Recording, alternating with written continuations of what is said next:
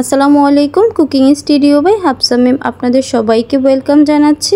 আশা করছি সবাই ভালো আছেন। আজকে তৈরি করেছি কাঁচা আমের মিষ্টি আচার। কাঁচা আমের মৌসুম তো অলমোস্ট শেষের দিকে, তাই কাঁচা আম শেষ হয়ে যাওয়ার আগে কাঁচা আমের মিষ্টি আচারটা তৈরি করুন। এই আচারটাকে রোদে দেওয়া ঝামেলা ছাড়াই 1 বছর পর্যন্ত সংরক্ষণ করতে পারবেন। কাঁচা আমের মিষ্টি আচার তৈরি করার জন্য আমি এখানে 1 কেজি পরিমাণ কাঁচা আম নিয়েছি। আমটাকে খোসা ছাড়িয়ে ভালোভাবে পরিষ্কার করে নিয়েছি। এখন সবগুলো আম কেটে নেব। আমি এখানে একটা আমকে টোটাল 6 ভাগ করে কেটে নিয়েছি। আপনারা পছন্দ অনুযায়ী আমটাকে কেটে নিতে পারেন। এখন আচারের জন্য মশলাটা তৈরি করে নেব। দিয়ে দিচ্ছি 7টা শুকনো মরিচ আর দিয়ে দিচ্ছি 2 টেবিল চামচ পাঁচফোড়ন। এখন সবগুলো একসাথে খুব ভালোভাবে ভেজে নেব। পাঁচফোড়নটা ভাজার সময় গ্যাসের হিট মিডিয়ামে রেখে ভাজবো। যতক্ষণ না মরিচটা ভাজা ভাজা না হবে ততক্ষণ এটাকে ভেজে নিতে হবে। আমি এখানে পাঁচফোড়নটাকে 2 মিনিট ভেজে নিয়েছি। এখন এই পাঁচফোড়নটাকে একটি বাটির মধ্যে নিয়ে নিচ্ছি। বাটির মধ্যে নেওয়ার পর এটাকে সম্পূর্ণভাবে ঠান্ডা করে তারপরে ব্লেন্ড করে নিয়েছি। এখন সেম প্যানের মধ্যে দিয়ে দিচ্ছি 5 টেবিল চামচ সরিষার তেল। এখন সরিষার তেলটাকে হালকা গরম করে নেব। সরিষার তেলটা হালকা গরম করে নিয়েছি। এখন এর মধ্যে দিয়ে দিচ্ছি 1/2 টেবিল চামচ আস্ত পাঁচফোড়ন। এখন তেলের সাথে পাঁচফোড়নটাকে 2 মিনিটের মতো ভালোভাবে ভেজে নিব। তেলের সাথে পাঁচফোড়নটাকে 2 মিনিট ভালোভাবে ভেজে নিয়েছি।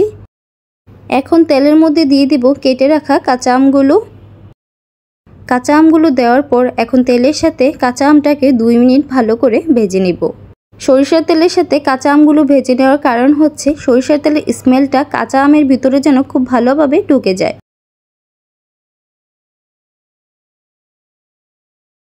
সরিষার তেলের সাথে কাঁচা আমটাকে ভালোভাবে 2 মিনিট ভেজে নিয়েছি।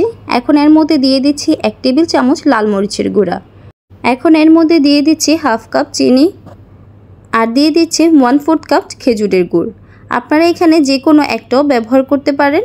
আমি এখানে খেজুরের গুঁড়ো ব্যবহার করেছি যেন কালারটা খুব ভালো আসে। এখন চিনি আর খেজুরের গুড়ের সাথে আমটাকে খুব ভালোভাবে মিশিয়ে নিব। চিনি গলে যাওয়ার আগ পর্যন্ত গ্যাসের হিট মিডিয়ামে রেখে আমের সাথে চিনি এবং গুড় খুব ভালোভাবে মিশিয়ে নিব। যখন দেখছেন চিনিটা সহজে গলে যাচ্ছে না তখন এটাকে ঢাকনা দিয়ে ঢেকে রেখে দিতে পারেন, তাহলেও কিন্তু চিনিটা খুব সহজেই গলে যাবে। চিনি এবং গুড় দুইটাই ভালোভাবে গলে গেছে এবং আমের সাথে মিশে গেছে। এখন এর মধ্যে দিয়ে দিচ্ছি 1/2 টেবিল চামচ লবণ। লবণ দেওয়ার পর এখন এটাকে অনবরত নেড়ে চেড়ে 5 মিনিট এভাবে রান্না করে নেব। অনবরত নেড়ে চেড়ে এভাবে 5 মিনিট রান্না করে নিয়েছি। আমগুলো কিন্তু কালার চেঞ্জ হওয়া শুরু করেছে। এখন এর মধ্যে দিয়ে দিচ্ছি 2 টেবিল চামচ ভিনেগার কিংবা সাদা সিরকা। এখন এর মধ্যে দিয়ে দিব আমরা যে মশলাটা তৈরি করে রেখেছিলাম সেটা থেকে 2 টেবিল চামচ। এখন মশলাটার সাথে আমগুলোকে ভালোভাবে মিশিয়ে নিব। আমের সাথে মশলাটাকে খুব ভালোভাবে মিশানোর পর আরও কিছুক্ষণ রান্না করে নিব। তাতে আস্তে আস্তে কিন্তু আমগুলো সিদ্ধ হয়ে কালার হওয়া শুরু করে দিবে। আমগুলো কিন্তু সিদ্ধ হওয়া শুরু করেছে এবং কালার হতেও শুরু করে দিয়েছি। এইভাবে কিন্তু আমের আচারটাকে আরও কিছুক্ষণ রান্না করে নিব। আমার এই আমের আচারটা কিন্তু প্রায় অলমোস্ট শেষের দিকে। এখন এই আমের আচারটাকে চুলা থেকে নামিয়ে পরিবেশন করলেই কিন্তু হয়ে যাবে কাঁচা আমের মিষ্টি আচার।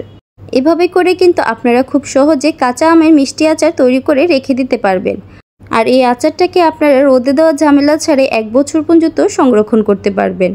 আমার রেসিপিগুলো আপনাদের কাছে ভালো লাগলে একটু লাইক, শেয়ার এবং সাবস্ক্রাইব করতে কিন্তু ভুলবেন না। সম্পূর্ণ রেসিপিটা না টেনে দেখার জন্য আপনাদেরকে অসংখ্য ধন্যবাদ। আরও এরকম নতুন নতুন রেসিপি দেখার জন্য আমার চ্যানেলটি সাবস্ক্রাইব করে আমার পাশেই থাকবেন। আজকের মতো বিদায় নিচ্ছি। আসসালামু আলাইকুম।